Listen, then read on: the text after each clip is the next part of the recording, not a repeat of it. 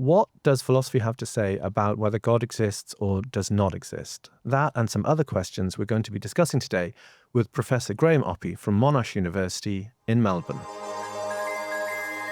Welcome to another edition of the Bordering on Belief podcast. Graham, it might be helpful for the viewers to first of all just get an idea of where you stand on the question of whether God exists or not. There's a couple of different questions that we could ask at this point.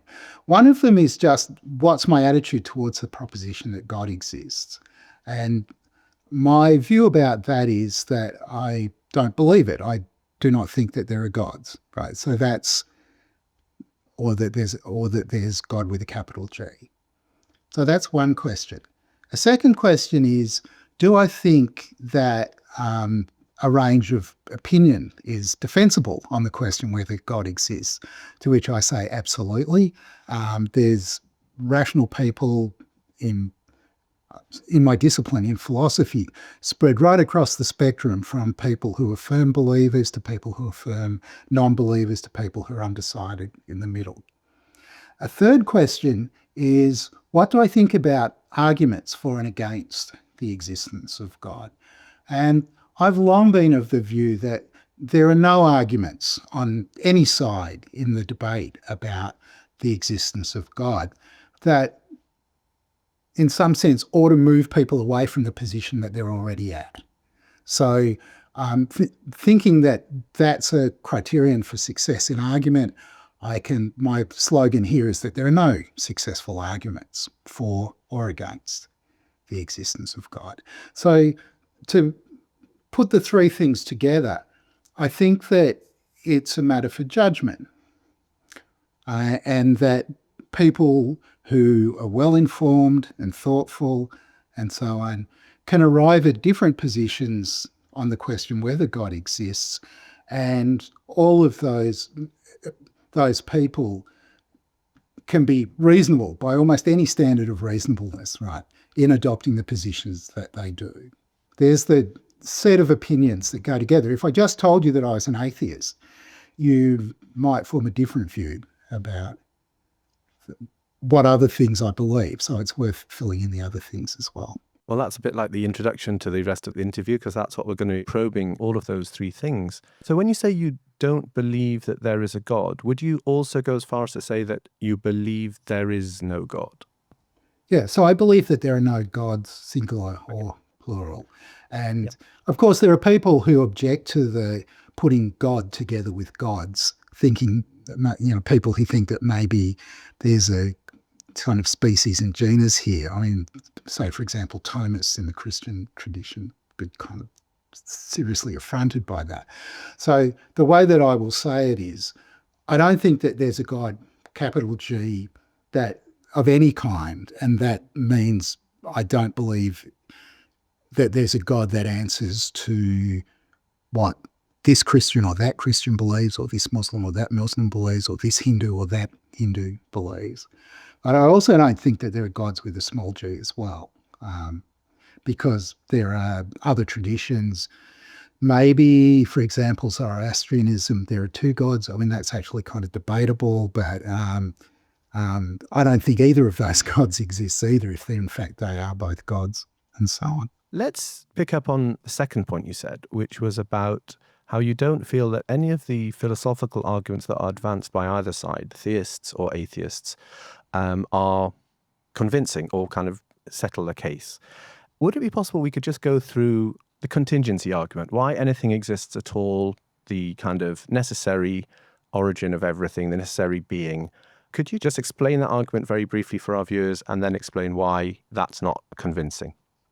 Okay, so there are different formulations of arguments from contingency, as there are for all kinds of arguments. But one way of thinking about this is just in terms of the question that you asked. Why is there anything at all? Right? So there are lots of things that are contingent, that depend on other things for their existence. So, but for my parents, I wouldn't have existed. So clearly there's a contingency, a dependency in my existence on things that happened in the past.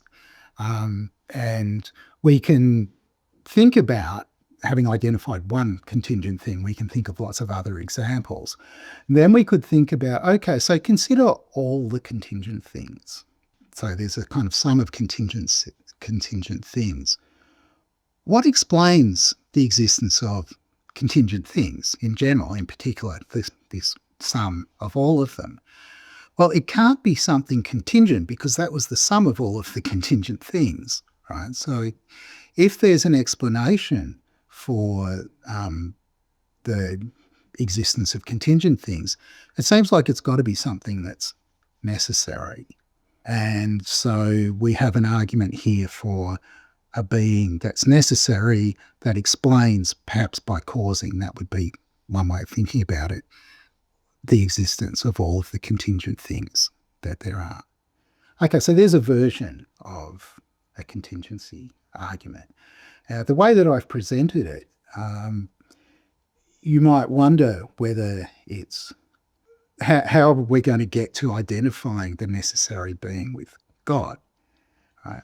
And you might try putting in some more argument, but let's just stick with the argument as we've got it now, because that's the way that it's often presented. And then the next step is just, of course, right, the necessary being is God. It's an interesting question. If you're someone who doesn't believe in God, you can still think that there's something necessary that's the cause or foundation for the existence of all of the contingent stuff. So here's a picture, right? And I'm going to make some simplifying assumptions about what the world's like. So there's a causal reality that is our universe. The universe has an initial boundary at, we'll call it time 0, and then the universe evolves under causal law from that point. And if you're looking for a necessary thing, just call that initial boundary the necessary thing, right? Suppose that that's a necessary thing. Now you've got an explanation of where all the contingent stuff comes from, and in its form, it fits exactly the argument that from contingency that I gave you. So if you're not inclined to believe in God, one way that you can respond to the argument from contingency is by saying the initial boundary of the universe is necessary. So just to clarify, so I can understand, when you say the initial limit of the universe, you mean The initial boundary. Initial boundary. What there is at time 0. Yeah, the first moment in time. Sure. And then obviously this is obviously something I find a little hard to get my head around. I'm sure everyone does, to try and get their head around what T0 was. But the question that naturally follows is, well, can we talk about something that, did nothing exist? The word before is not quite right here, but, antecedent to this, that would then, there would be nothing that could have existed that caused that initial limit. Otherwise, that would then be the limit. But then what is that limit? What are we talking about? Are you talking about a point in space-time? Are you talking about the laws of the universe? Can we say any more, or we don't need to say any more on this argument? Good. So I think that you probably going to want two things that are necessary, the kind of initial thing and the law. Though you might not like the law, you might want to talk about powers, or, there's various philosophical questions there which are best avoided. The answer to the question about what the thing is I don't know. We don't know what's on the other side of inflation, so we don't know. In fact, there's various things we don't know, right? Because it might be that on the other side of inflation, it turns out there's something that came from a much bigger background space. So there's a multiverse. Our universe is one of them. There was a cause for our universe in the multiverse. And then the question about the kind of the origins of things pushes way back to, is there an origin for the multiverse or not? The point here isn't to be able to say what the necessary thing is. It's just to say that there's this possibility that's open to people who don't believe in God to say, well, whatever it is, if there's an origin, it's necessary. Now, there are other things you could say. Like you could say for each thing, there's an earlier thing, and it just goes back like that, right? There's an infinite regress. That seems to me not preferable to postulating an initial thing, but I'm not super wedded to going one way or the other. It's not like I'm going to die in a ditch for either of them.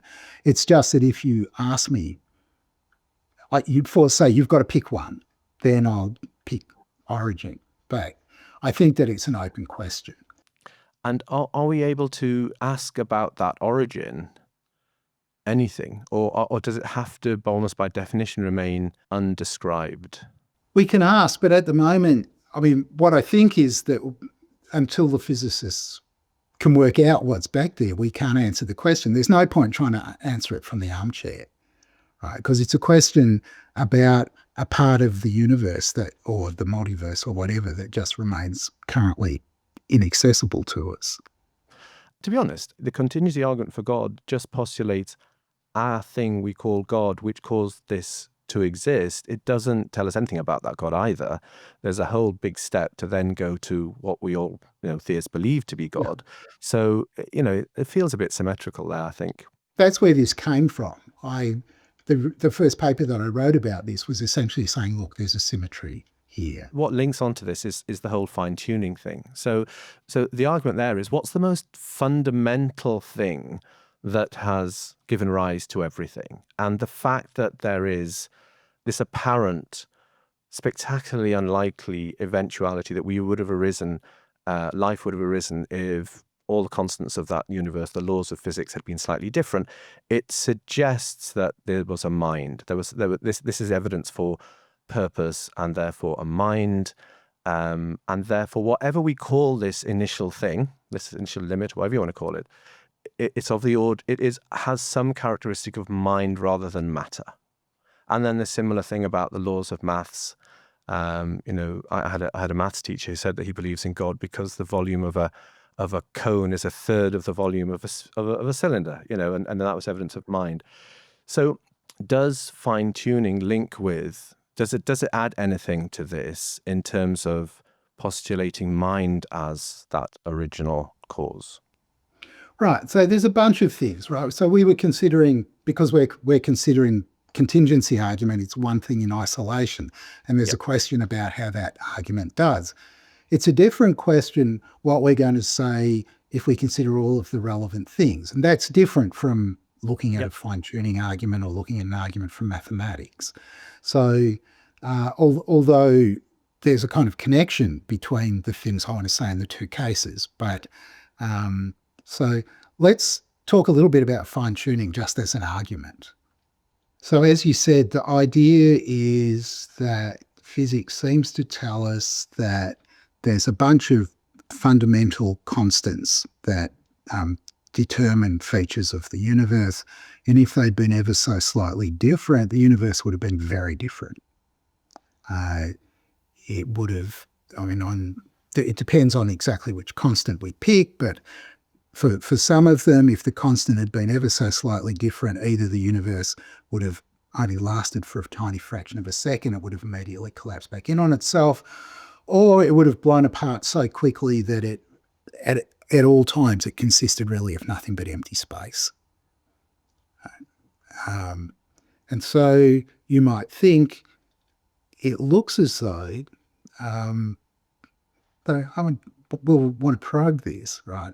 That we were very lucky that the values were as they were, rather than there having been a universe where the values were such that the models tell us there wouldn't have been stars or beetles or people. One thought that I've had about this, and I get lots of pushback for this, but I'm going to get it to you anyway. You're in a safe space, don't worry. There's a question to ask about when in the history of the universe the values of these constants are settled. So when are they fixed? When's it determined what these values are?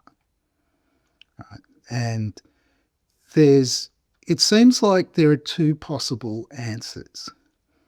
One of them is going to be that there's a point in the history of the universe, but after the universe is up and running, at which the values become fixed.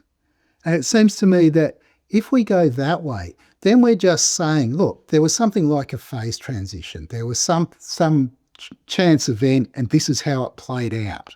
And you just got these values. And in that case, it's like there was a lottery and we won the lottery, right? But you don't need a further explanation at that point. It's like, imagine that we colonize the galaxies, right? All of them. And there are just a gazillion people, and we can run a lottery with a gazillion tickets, and there's one winner. The person who wins doesn't have to think, oh, it's a put-up job, right? The fact that the chances of them winning were 1 in a gazillion is neither here nor there, because I'm assuming we all know that it was a fair lottery, and it just so happened that theirs was the ticket that came up. So if we knew that the values of the constants were just settled by some chance event, there'd be no problem, right? We wouldn't have to worry anymore, just like the person who wins the lottery with the gazillion tickets. On the other hand, it might be that the values are fixed from the beginning, right? From the very beginning. So in causal history, we're thinking there's an initial causing and the values of the constants are settled there. But on my story, that will make them necessary, right? And there's an interesting question about what theists are going to say at this point, because they could also say it's necessary, right? God was just set up in such a way that God was going to make the values what they are. Or else there's a transition where God goes from not having made a decision about the values to assign to the constants to a situation in which God assigns the values. And then the question is, so what's the range of possibilities between which God's choosing from, right? Because if the way that we're thinking about this, if there's a possibility, that means there's some possible world where God does it, right?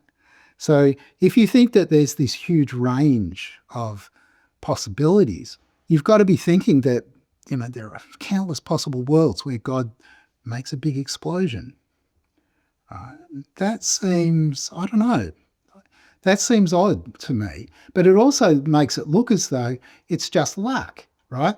We're in this world where God chose not to make a big explosion. Instead, he chose to make the world with the fine-tuned values that were suitable for beetles and life and who knows what else. So what I tried to do is to run another, and the first time I wrote this, it was very speculative. The more times I say it, it doesn't become less speculative, right? The more you believe it, the more. But there's a kind of symmetry here as well when it comes to the explanation of the fine-tuning, when you dig in and you ask, so, okay, what's the full story here about what's going on with God and the creation of the universe versus what's going on if you take the kind of naturalistic approach? Either way, it looks like there are versions where you say they're necessary and that explains them and you're done.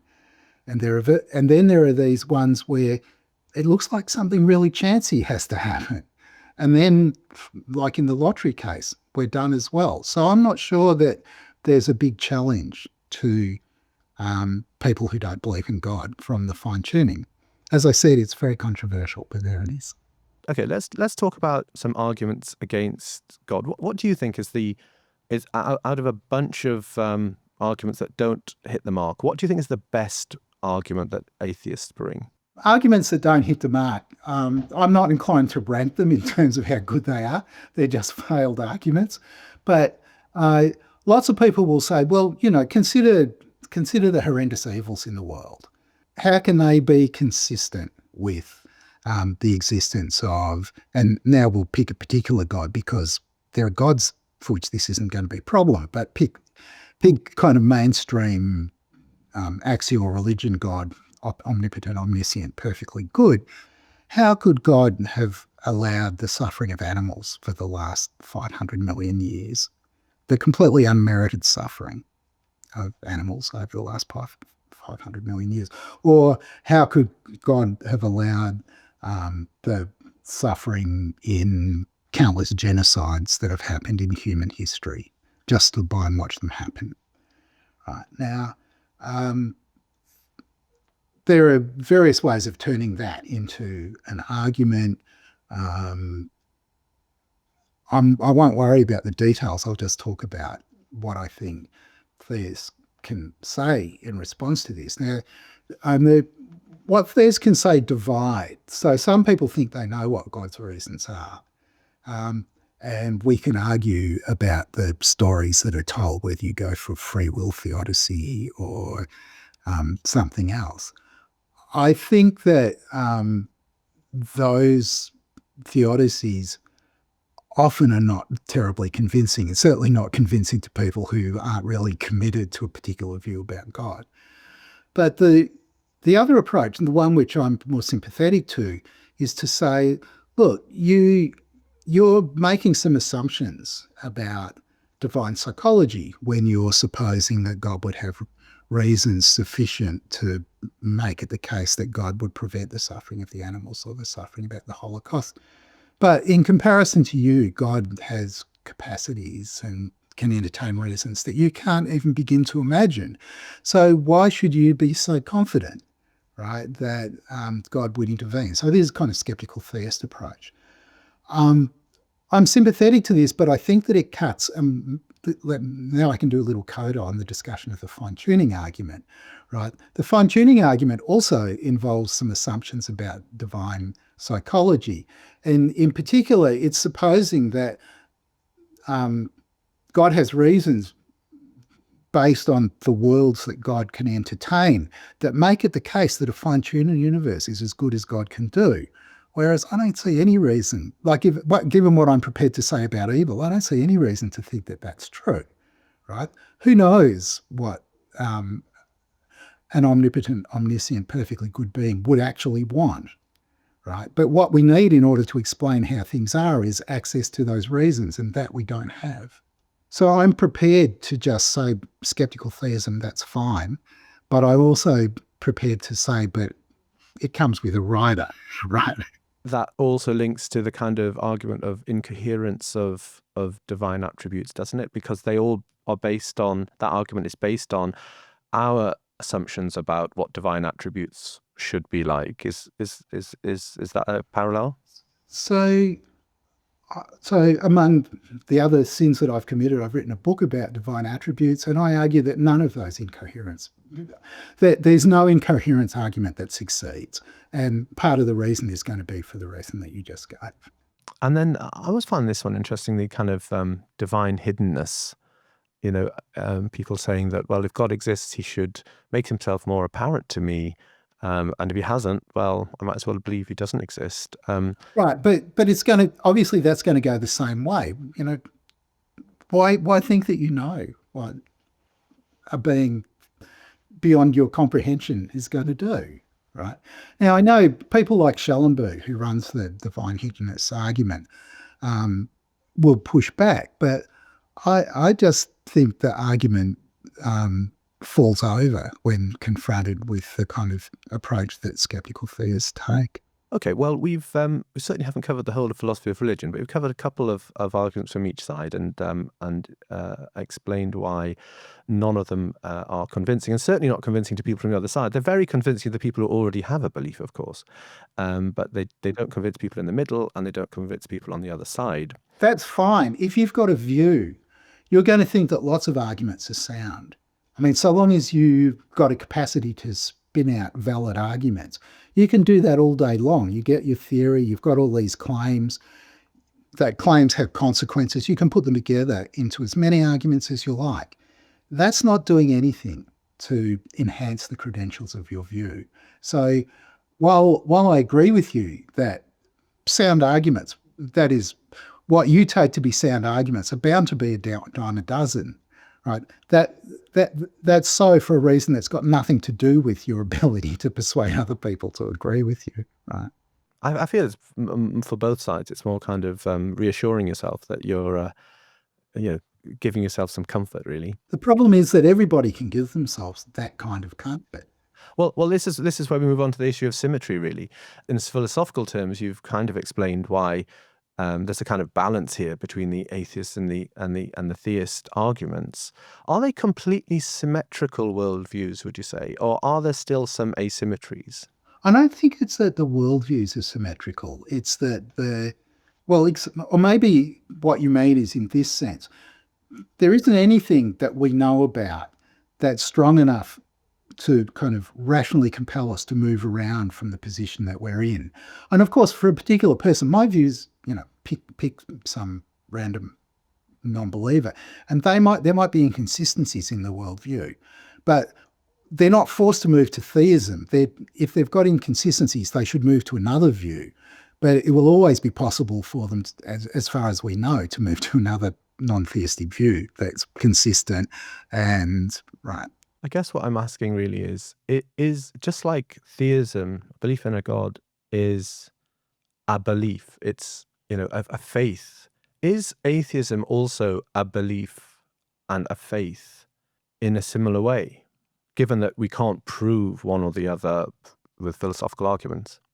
Depends a little bit how you want to use the word faith. Because faith's usually used in the context of religion, and it's a much richer idea than just believing that there's a God, right? Because you have a sort of trust in God that God's going to make things all right in the end. Maybe. I mean, it depends on your faith. You might not think that. But at any rate, there's a much richer relationship to God that's usually picked out by faith than just believing that God exists. Whereas if you're thinking about this idea that there's a faith that's associated with, say, naturalism, that's in a much thinner sense. It's just that you make a bunch of judgments. You know that other people disagree with you about lots of these judgments. And it's not just other people that are smarter than you, who thought about this stuff more and so on, disagree with you. Of course, there are other people who are smarter than you that agree with you as well, right? So there's nothing, there's no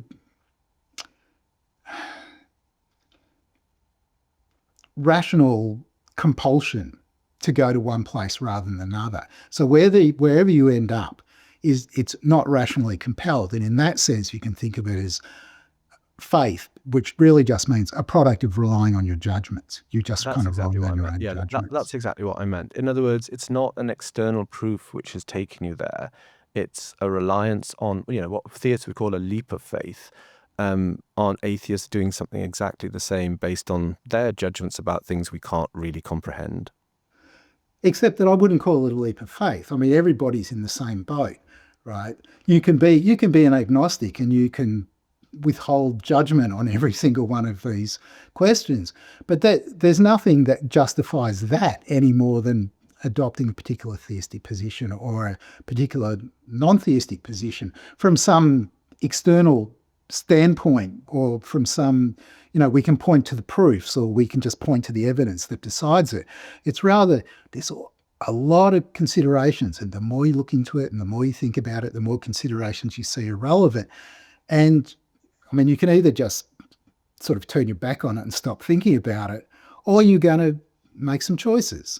I mean, maybe choice isn't the right word. You'll make some judgments. You mentioned about how there are intelligent, rational people in both camps or all camps. What does that really tell us then about the value of philosophy at all in these questions? I mean, if people who are intelligent, rational, understand how arguments work, can get to completely different answers about reality, doesn't that undermine the whole exercise? So there's two things. One is, this might not be a permanent condition, right? It's possible that we might find a way that just finds some stuff that just secures at least universal expert agreement. There's no signs of that at the moment, but this is what has happened in other domains that were once philosophy and aren't anymore. So natural philosophy once was just philosophy. It was just a whole lot of speculation, but eventually it became physics and chemistry, biology, and so on. And we've got to a situation where there's a sort of global expert agreement on a whole lot of claims and a whole lot of methods. There's a lot of stuff that's up in the air where we don't know the truths of the claims, but at least we know what the methods are, right? And that's kind of characteristic of the sciences. In philosophy, we have a bunch of domains where we just haven't got there, right? We haven't figured out how to get agreement on the methods or agreement on the claims. That we haven't done it yet doesn't mean we never will. But for some of these, think about metaphysics in general. We've been doing it for a long time and we don't seem to have gotten closer to universal agreement. So maybe that's just not on the cards. So that's one thing. The second thing is that there's lots of areas where we don't. I think where there's expert agreement, we should coordinate our believing to what the experts say. It's kind of, the experts can sometimes make mistakes, but your chances of getting things right if you're not coordinating your beliefs, like you're getting things right about the world of physics, if you're not coordinating your beliefs to what the physicists say, is vanishingly small compared to the chances of getting it right if you coordinate to what the experts are saying. So that gives you a whole lot of stuff where I think you really do have an obligation to coordinate your beliefs a certain way if you want to be a virtuous believer. But there's lots of stuff that doesn't work like that. There's lots of stuff in everyday life. There's lots of stuff about morality and all kinds of things that just doesn't work that way.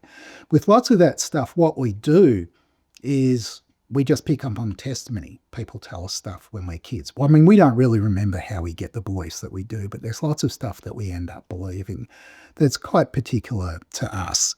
It has to do, and it is a product of the circumstances that we're born into. And that all seems kind of reasonable. I mean, it seems okay to me, so long as we're not talking about stuff where there's expert agreement. Uh-huh. Right? It's okay. I mean, it's part of what we have, because we want to have, or we need to have beliefs about all kinds of things, right? That we can't just, there's an app, what the experts say, and you just look it up, and then you know what to believe, right?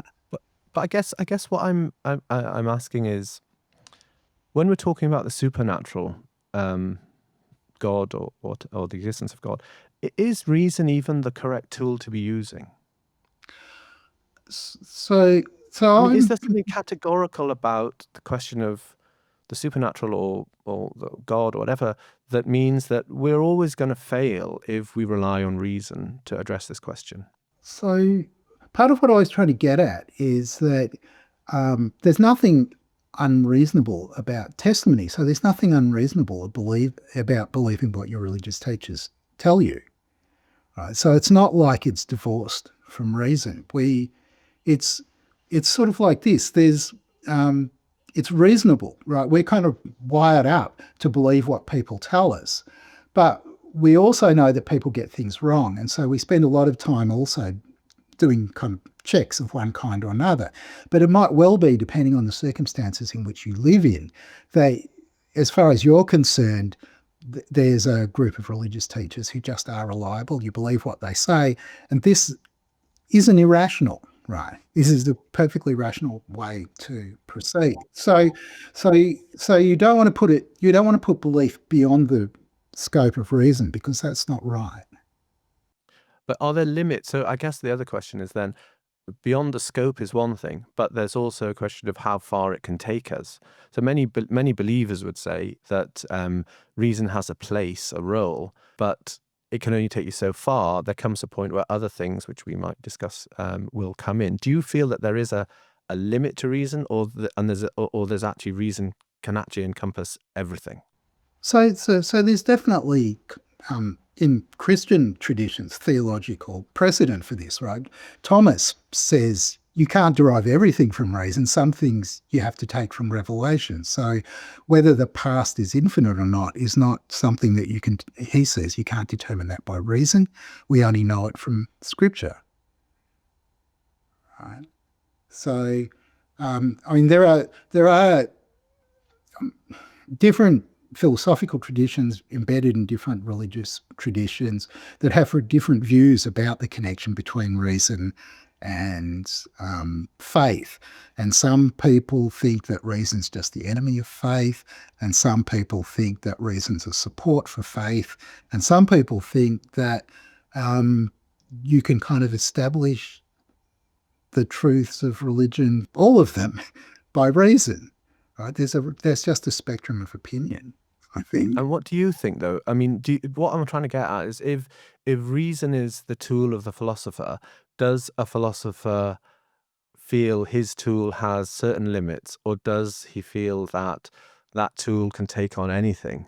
Let's go back to the discussion about the other side of the inflation.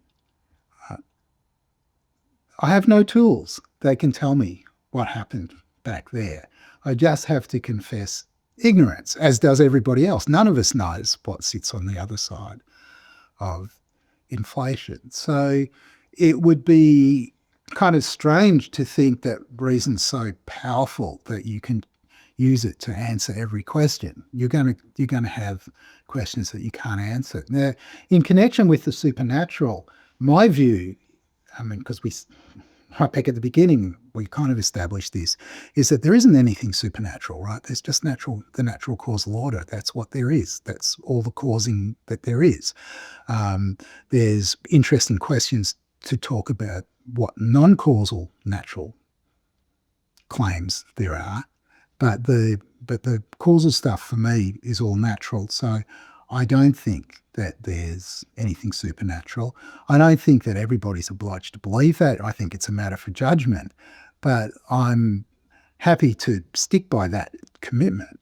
One of the things you pointed out was that it could be that we haven't got all the answers just because we're not quite there yet. It's not a kind of, inherent deficiency of philosophy and reason that we haven't agreed on everything.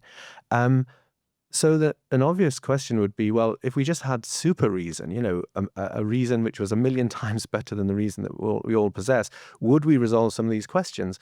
And of course, that's on the horizon, isn't it not, with artificial intelligence?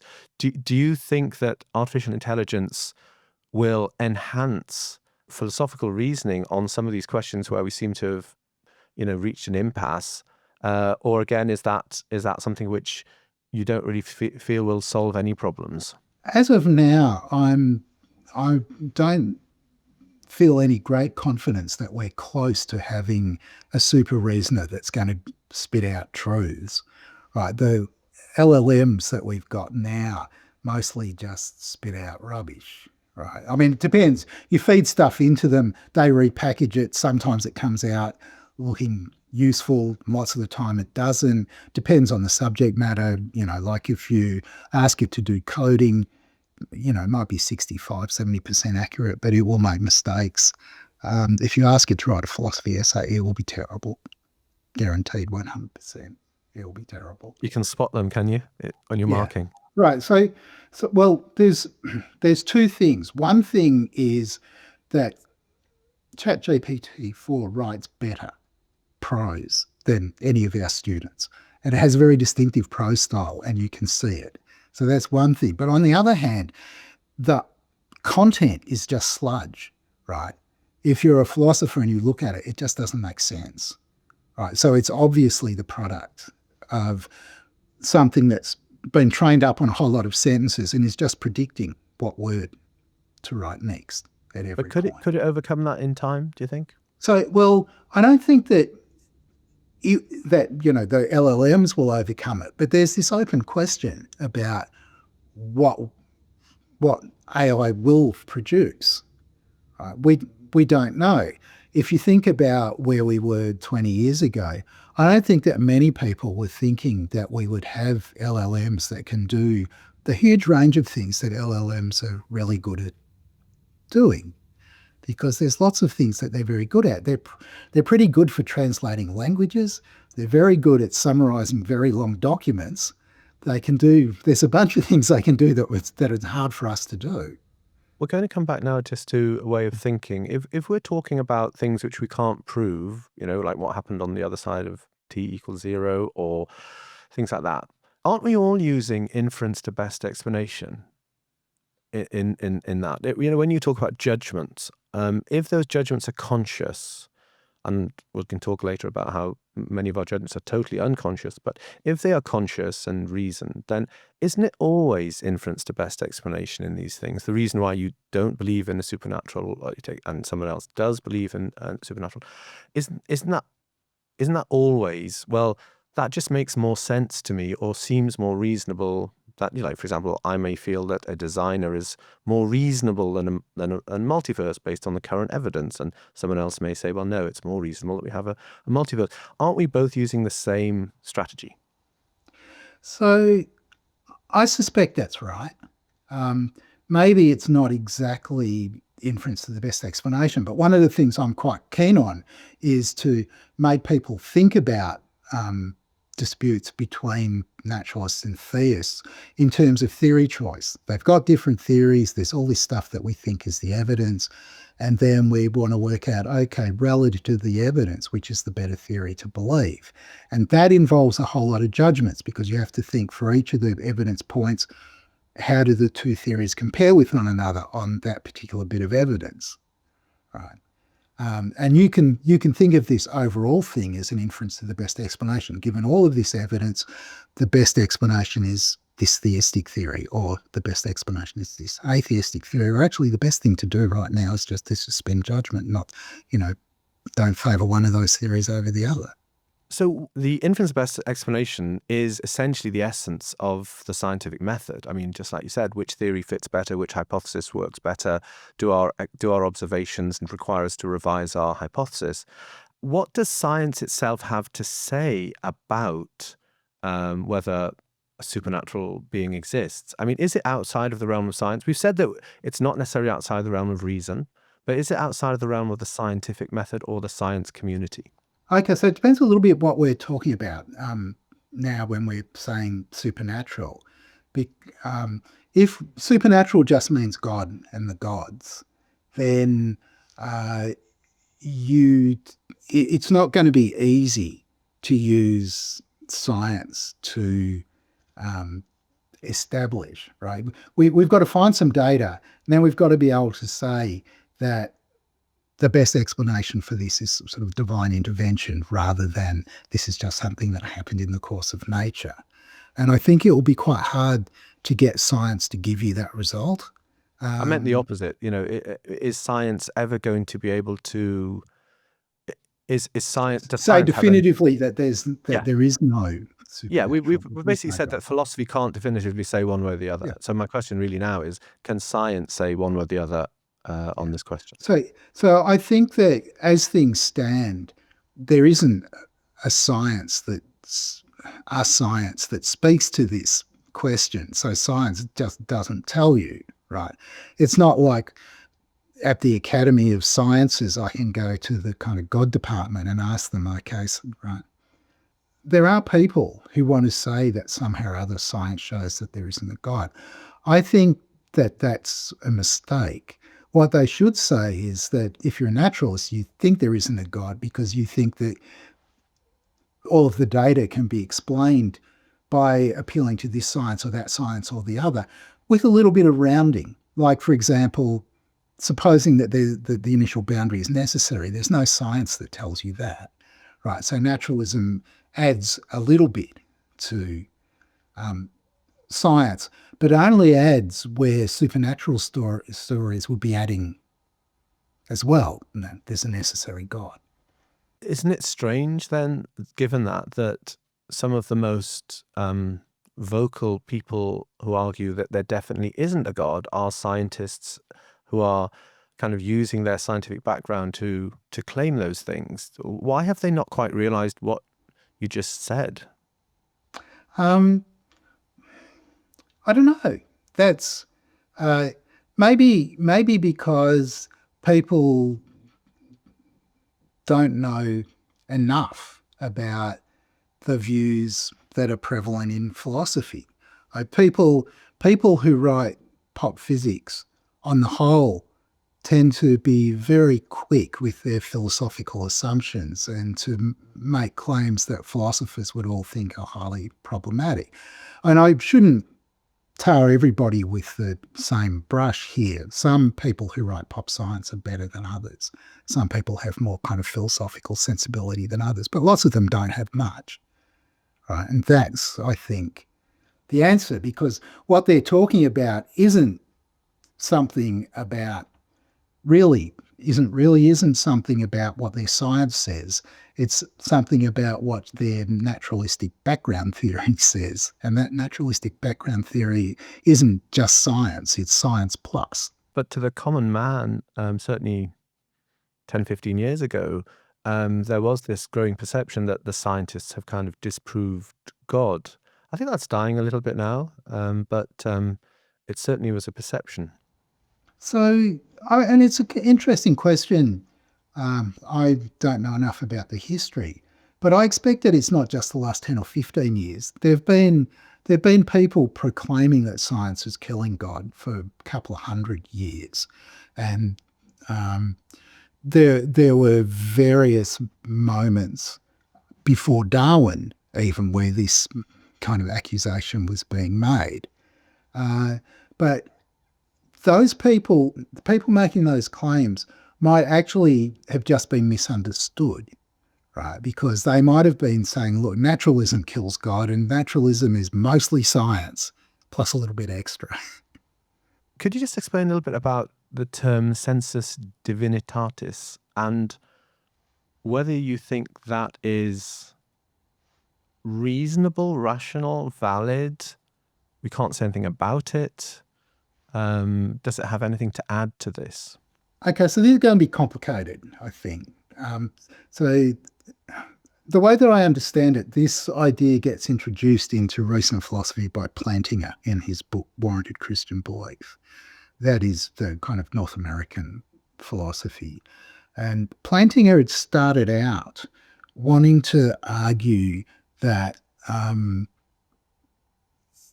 in God and Other Minds, that it was no less rational to believe in God than it was to believe in other minds, because you try and find arguments for other minds and you just can't produce a compelling argument. And so his view back then was that there weren't compelling arguments for the existence of God, but that wasn't a problem.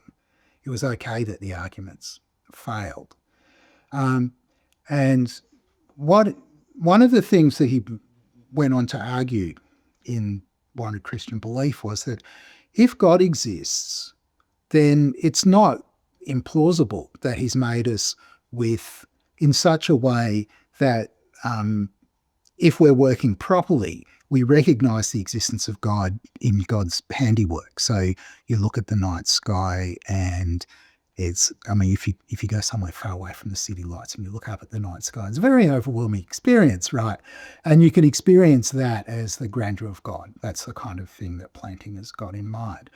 Now, all that Plantinga's arguing in Warranted Christian Belief, as I understand it, is for this conditional claim. If God exists, then it's quite likely that we've got a sensus divinitatis. Was he trying to find a philosophical justification for sensus divinitatis, for the sense of there being a God, to put it on a kind of equal footing with other rational arguments? Is that what he was trying to do? I'm not sure. I mean, what he wanted to do, so wind the clock back a bit earlier, he wrote an essay about properly basic beliefs. So lots of our beliefs we have, and they're not based on further reasons. So when I see a tree, right, my belief that there's a tree over there is properly basic. It's not like there's some inference that I'm making from something else to the existence of the tree. I just see the tree. And he thought that if there's a God, it could be like that for our knowledge that God exists, that could be a properly basic belief that we just get from our experience of seeing the stars, for example. And so you can think of that as part of the same project that he was engaged in back when he was writing God and Other Minds. You don't need arguments. You don't need further beliefs from which to infer that God exists. If there is a God, it seems that reasonable that he would have set us up in this way such that we would, when things were working properly, when we weren't infected by sin or whatever, we would just recognize that God exists. Right? That's his position, I think. I think I'm representing it correctly. But what do you think of that as a possibility? Because obviously many theists literally say that's exactly how they believe in God. That it's just obvious when they see the universe that a God did it. They don't. There's no kind of discursive reasoning going on as an inference. It's just, yeah. I mean, it's quite obvious. This sense of transcendence actually points to something transcendent. Now, maybe that's not something. I don't know. I don't want to presume about yourself what your views are, but there are obviously people who don't get that feeling that God must exist when they look at the night sky, and there are those who do. But so what's your view on the view of those who do have that feeling? So there's going to be two things that I can, two ways that I can go at this point. Because one thing will be to say, okay, I'm a naturalist. Is there a naturalistic explanation for the fact that people say that religious people say the kinds of things that they say, even though there's no God? And I think, yeah, there's a pretty compelling story that I can tell about religious tradition and our psychology and our evolutionary history and so on that makes sense of all that data. So that's one thing that I can think. But I'm not expecting that if I say that to somebody who just thinks it's obvious, that they should be persuaded by what I say, right? This is just more of the judgment problem. Right. So that's why I said there's kind of two different things.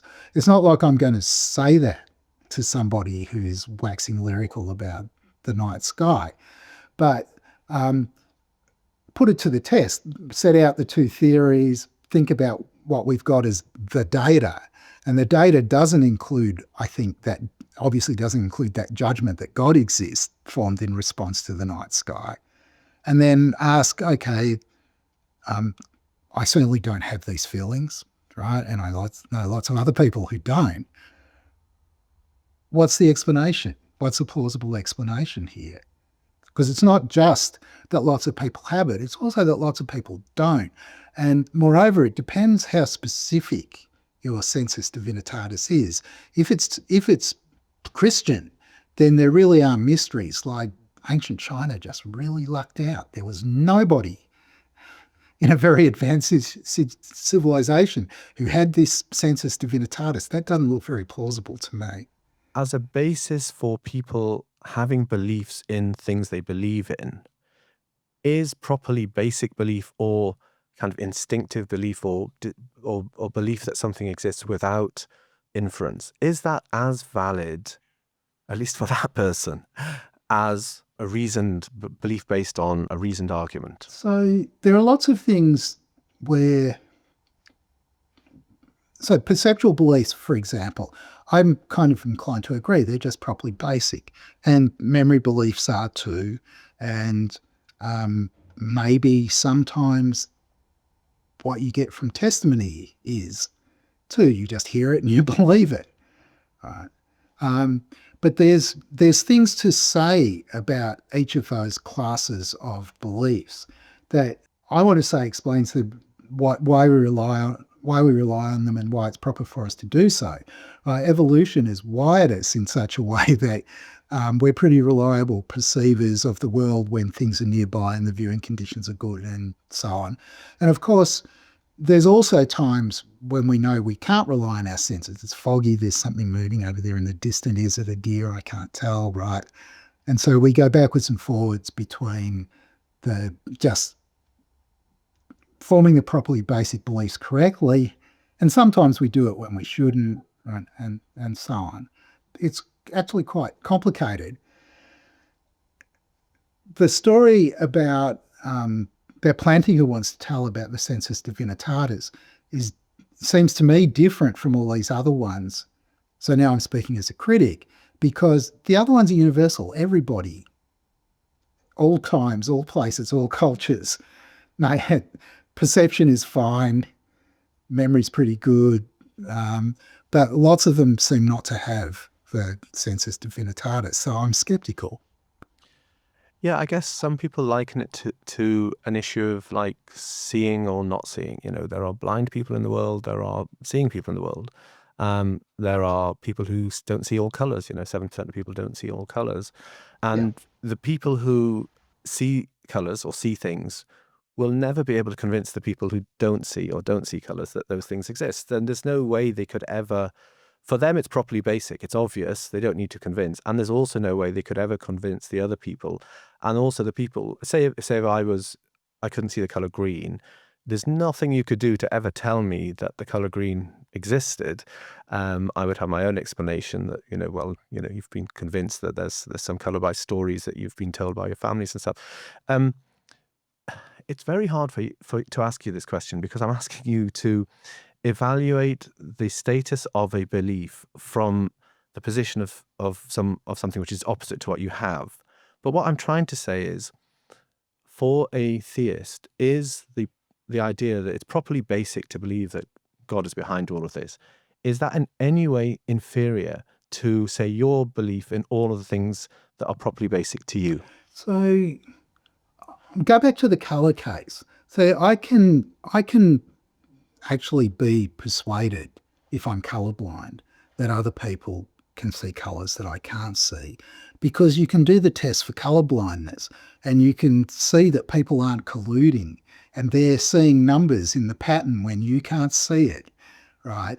It all looks brown dots to you, but they can see a green 5 and they say so. So you can collect the evidence in a kind of independent way. So I'm inclined to think, from my perspective, that there's a clear difference here. I would think that if I would try to see it from the point of view of the believer, I'd still believe there was that difference, right? Because there's a relatively objective method I can use to convince you, the colourblind person, that there are colours there that you're not seeing, and lots of other people can see them. But I don't think that you've got a method that's going to persuade me and all the other non-believers that what you're seeing is really there, right? So I feel like even if you're a religious believer, you probably should be able to accept that much. It might just be a kind of majority-minority thing. If genes came out that 90% of people couldn't see green, they'd probably deny the 10% who said they could see it. I guess that might have happened up to a point, but then we would have, with advances in neuroscience now, I think we just accept, actually, there's 10% of people who've got a superpower. It might not have at a certain point in the past. We might have thought that they were possessed or something. Who knows what we might have thought, depending on the era that we choose. But I don't think that would happen now. Okay. I think you kind of touched on this before. What do you think is going to be the future of this theism-atheism debate in kind of humanity's arc? Do you think, it's obviously just speculative, but do you think we'll get to a point where there will be less of a split, there'll be more agreement, there'll be some sort of middle ground, there'll be more acknowledgement of, like what you've been presenting today, there'll be more acknowledgement of the symmetry of the views or of the equivalence of some of the judgments that are being made. What's take us 1,000 years from now, where do you think your descendants are on a podcast? What would they be saying? The problem is that the future is just so hard to predict, even 2 years from now. It's much harder than the past. 1,000 years. So you have to make a lot of assumptions. Like you're making a lot of really optimistic assumptions in assuming that I'm going to have descendants in 1,000 years who're going to want to sit around. Your intellectual descendants. I meant your intellectual descendants. And I didn't. But I mean us collectively, that we're going to have descendants. It might be an LLM that is processing all of your books. No, but you can see So I wrote a book, Atheism, the Basics, and in the last chapter, I considered the question, so what's the future for atheism? And I just said, who knows, right? If you look at the kind of demographic trend in countries like Australia, in the first census in 1901, we were 97% Christian. We're now about 47% Christian, and the biggest growth group for decades has been those who say they've got no religion. And that is now, I think, over 30% of people tick that box. Is that projectable? Is that going to go into the future? Who knows? Right? That depends on lots of things. Now, okay, so that was one thing.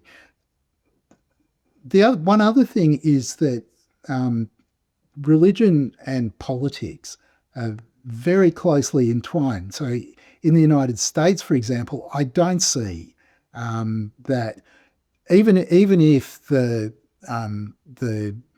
churches are bleeding people, right, in a certain sense, they're getting a smaller share of the total population.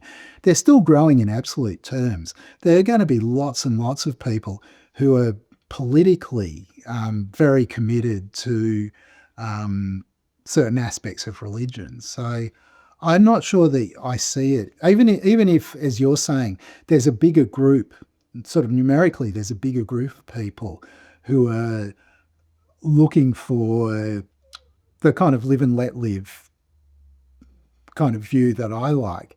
I don't see any way of projecting that into the future. No, absolutely. I agree with you. I'm not as optimistic as the question may have conveyed.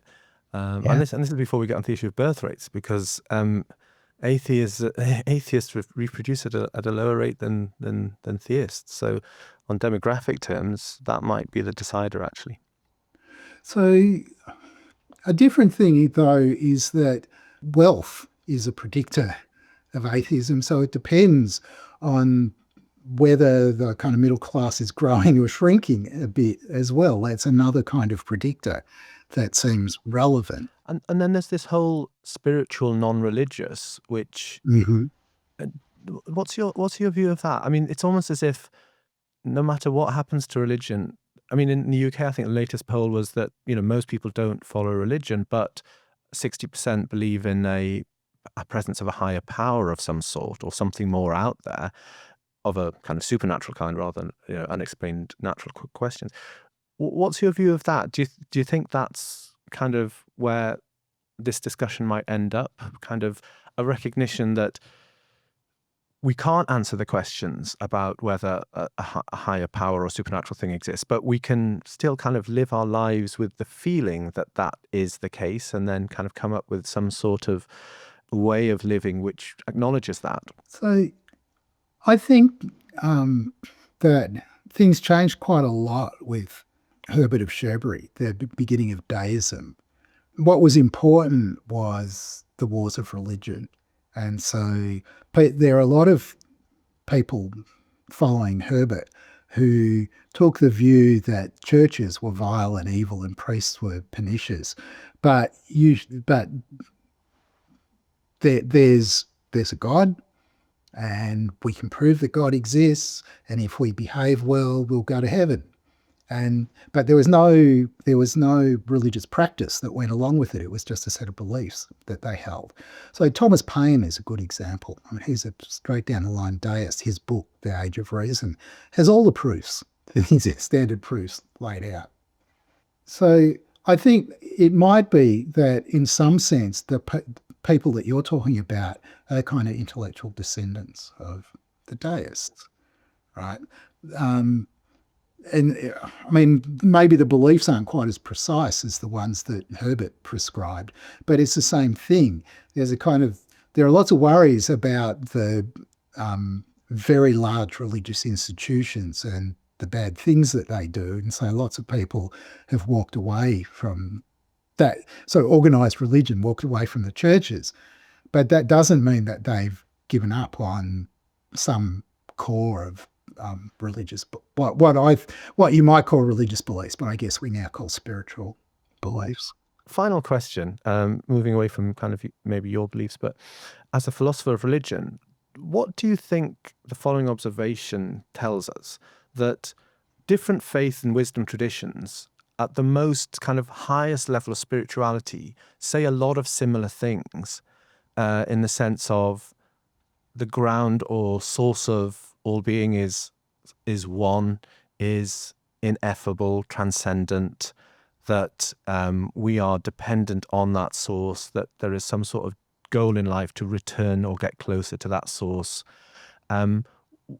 What do you think that says about religion or human psychology, that whichever faith tradition, whether you're a Christian spiritualist or a Sufi Muslim or a Taoist even, or even a panpsychist or even an idealist, that everything goes back to this unity?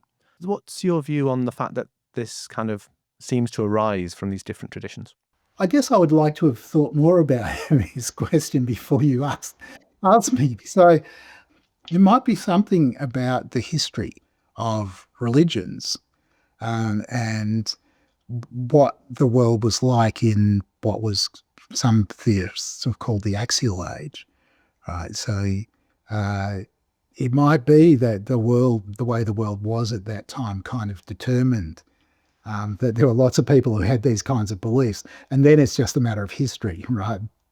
The religions became big, the beliefs got passed from generation to generation, and so we end up with what looks like this independent uniformity that might not have been independent at the time.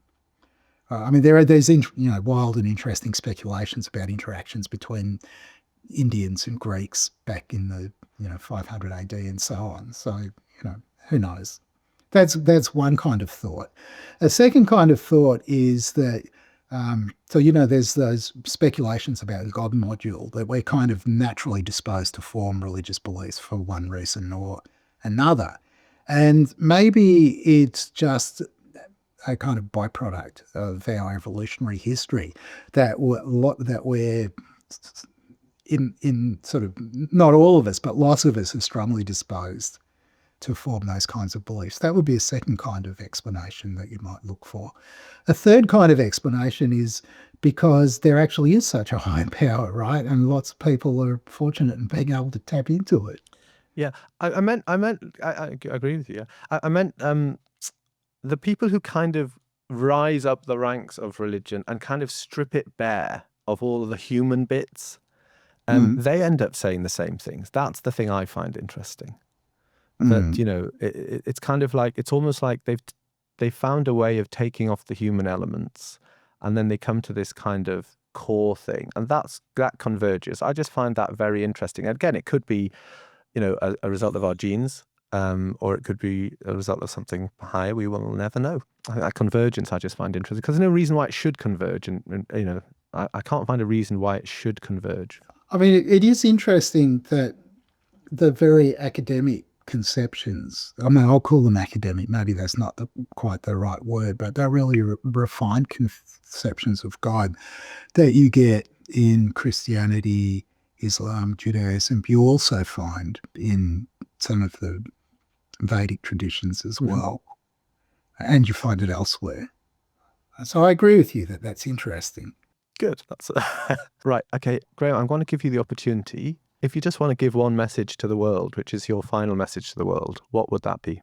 So I've been thinking a lot about communicative exchanges and what cooperative arguing might be like, where you disagree, but it's productive to disagree with other people. And so the kind of message is something along the lines of try to be a good cooperative arguer. So seek out people who disagree with you, but that you can profit from talking to them. Something like that, which is a message that's not quite in the spirit of the internet warriors, right? But it's what drives the fact that I keep coming back and doing talks like this to kind of model a different kind of engagement. Yeah, well, that's great. And it fits in very nicely with the ethos of this channel. So thank you very much for your time, Graham. Cheers.